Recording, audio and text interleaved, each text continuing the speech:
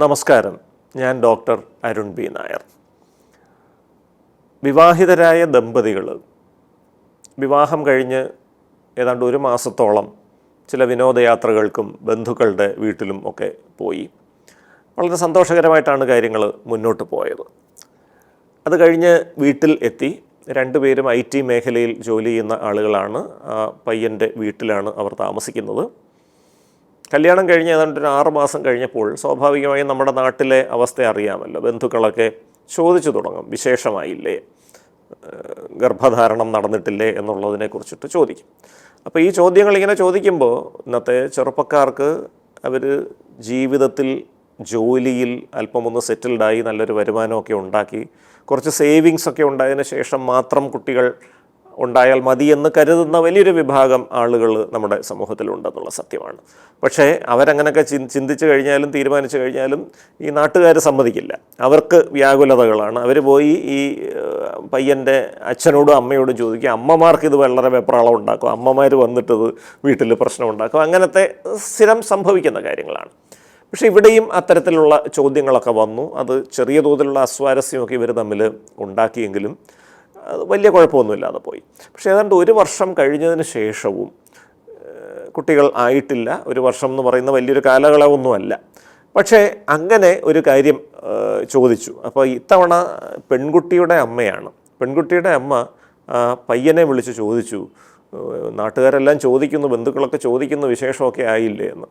അപ്പോൾ അങ്ങനെ ചോദിച്ച അമ്മയോട് ആ പയ്യൻ വളരെ ക്ഷോഭിച്ച് ഫോണിലൂടെ പറയുകയാണ്, അതിന് നിങ്ങളുടെ മകൾ സമ്മതിച്ചാലല്ലേ വിശേഷം ഉണ്ടാവാൻ പറ്റുമെന്ന്. ഇത് കേട്ടപ്പോഴേക്കും വല്ലാത്ത ഒരു അസ്വസ്ഥത തോന്നി ആ അമ്മയ്ക്ക്. അച്ഛനും അമ്മയും കൂടെ വണ്ടിയൊക്കെ പിടിച്ച് വീട്ടിൽ വന്നു.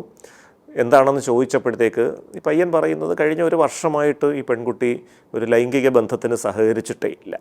അവൾ സഹകരിക്കാതെ വരുമ്പോൾ എനിക്ക് എന്ത് ചെയ്യാൻ പറ്റും? ബലപ്രയോഗം നടത്തിയൊക്കെ ചെയ്യാം, പക്ഷേ അത് ചെയ്യുന്നത് ശരിയല്ല എന്നുള്ളതാണ് എൻ്റെ ഒരു പക്ഷം. അതുകൊണ്ട് ഞാനത് ശ്രമിച്ചിട്ടില്ല. അവൾ സമയമെടുത്തോട്ടെ, എനിക്ക് കുറച്ചുകൂടെ സമയം വേണം എന്നാണ് അവൾ പറയുന്നത്.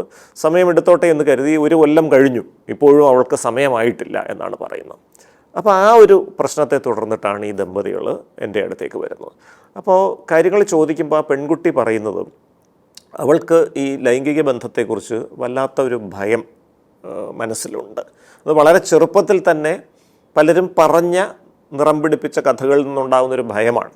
ലൈംഗിക ബന്ധത്തിൽ ഏർപ്പെട്ടിട്ടുള്ള ചില സുഹൃത്തുക്കളായ പെൺകുട്ടികൾ തന്നെ ഇത് വളരെ വേദന ഉണ്ടാകുന്നൊരു കാര്യമാണ്, രക്തച്ചൊരിച്ചിലുണ്ടാകും, പുരുഷന് മാത്രം സുഖം കിട്ടുന്നൊരു കാര്യമാണ്, ഇത്തരത്തിലുള്ള കുറേ കാര്യങ്ങൾ പറഞ്ഞിട്ടുണ്ട്. അപ്പോൾ അതിനെ തുടർന്നിട്ട് ഈ ലൈംഗിക ബന്ധത്തെക്കുറിച്ച് വല്ലാത്ത ഒരു അസ്വസ്ഥതയും ഉത്കണ്ഠയൊക്കെ ഈ കുട്ടിക്ക് വന്നു. അവൾ പറയുന്നത്, ശാരീരിക ബന്ധത്തിന് ശ്രമിക്കുമ്പോൾ അടിവയറ്റിൽ വല്ലാത്ത ഒരു വേദന, പേശികളെല്ലാം കൂടെ വലിഞ്ഞു മുറുകുന്ന പോലെ കഠിനമായൊരു വേദന വരുന്നു. പിന്നീട് യോനിയിലെ പേശികളങ്ങ് സങ്കോചിക്കുന്നു, ഒരു സംഭോഗം സാധ്യമല്ലാതെ വരുന്നു എന്നുള്ളതാണ്. അപ്പോൾ ഇവിടെ നമ്മൾ ശാരീരികമായിട്ടുള്ള ഹോർമോൺ ടെസ്റ്റുകളടക്കം ബാക്കി എല്ലാ കാര്യങ്ങളും നടത്തി നോക്കുമ്പോഴെല്ലാം നോർമലാണ്. പക്ഷേ എന്നിട്ടും ഈ പ്രശ്നം ബാക്കി നിൽക്കുന്നു. ഇതിനെയാണ് നോൺ ഓർഗാനിക് വജൈനിസ്മസ് എന്ന് പറയുന്നത്. മലയാളത്തിൽ പറഞ്ഞാൽ ജൈവികമായിട്ടുള്ള കാരണങ്ങളൊന്നും ഇല്ലാതെ ഉണ്ടാകുന്ന യോനി സങ്കോചം.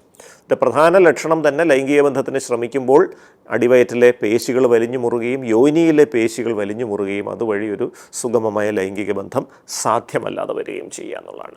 ഭൂരിപക്ഷം ഇത്തരം സംഭവങ്ങളിലും അമിത ഉത്കണ്ഠയാണ് അടിസ്ഥാന കാരണം.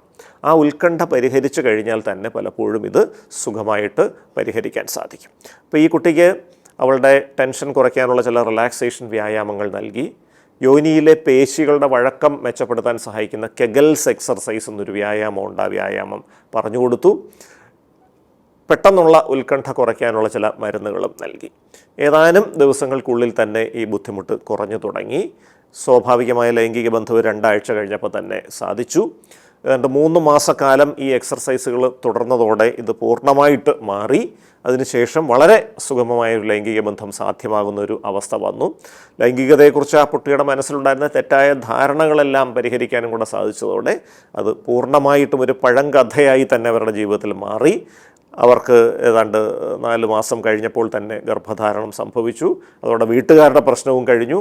ഇത് ഒരുപക്ഷേ ഇത് കൃത്യമായ രീതിയിൽ പരിഹരിക്കപ്പെട്ടില്ലായിരുന്നുവെങ്കിൽ ഇത് വർഷങ്ങളോളം നീണ്ടുപോയി, ഒരിക്കലും പരിഹരിക്കാതെ അത് വീട്ടുകാരേറ്റെടുത്ത് തമ്മിലുള്ള വഴക്കായി പലപ്പോഴും വലിയ തോതിലുള്ള ദാമ്പത്യ പ്രശ്നങ്ങൾ ഇത് കലാശിച്ചേനെ. പലപ്പോഴും ദീർഘകാലമായി നീണ്ടു നിൽക്കുന്ന ദാമ്പത്യ പ്രശ്നങ്ങളുമായി വരുന്ന പല ദമ്പതികളുടെയും പ്രധാനപ്പെട്ട കാരണങ്ങളിലൊന്ന് ഇത്തരത്തിലുള്ള യോനി സങ്കോചം പോലെയുള്ള കാര്യങ്ങളാണ്.